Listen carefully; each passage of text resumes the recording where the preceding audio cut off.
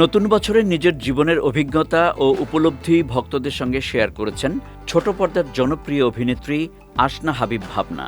২০২৫ সালে তিনি শুধু ক্যারিয়ার নয়, ব্যক্তিগত সম্পর্ক ও জীবনচর্চার ক্ষেত্রেও নিজেকে নতুনভাবে আবিষ্কার করেছেন।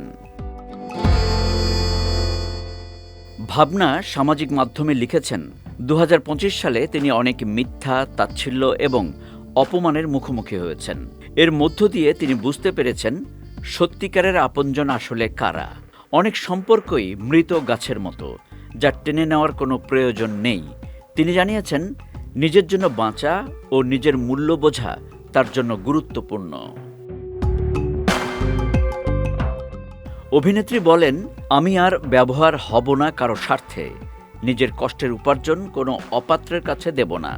আমার শিল্পী জীবনে সবচেয়ে বড় শক্তি হলো সত্য। আমি সততার সঙ্গে কাজ করি। ভাবনা আরও জানিয়েছেন, তিনি তার কষ্ট, অসহায়ত্ব বা অন্যায়ের গল্প কখনোই বিক্রি করতে চান না, বরং নতুন বছর শুরু করছেন ধৈর্য, চিন্তা ও নিজের শক্তির উপর ভর করে।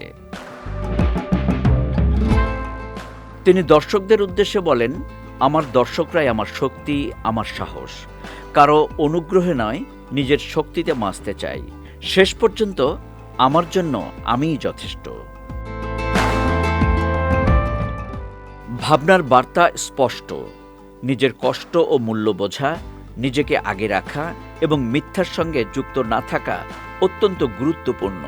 ২০২৬ সালের জন্য তিনি কামনা করেছেন সত্য ও সুন্দরের সঙ্গে জীবন কাটানোর।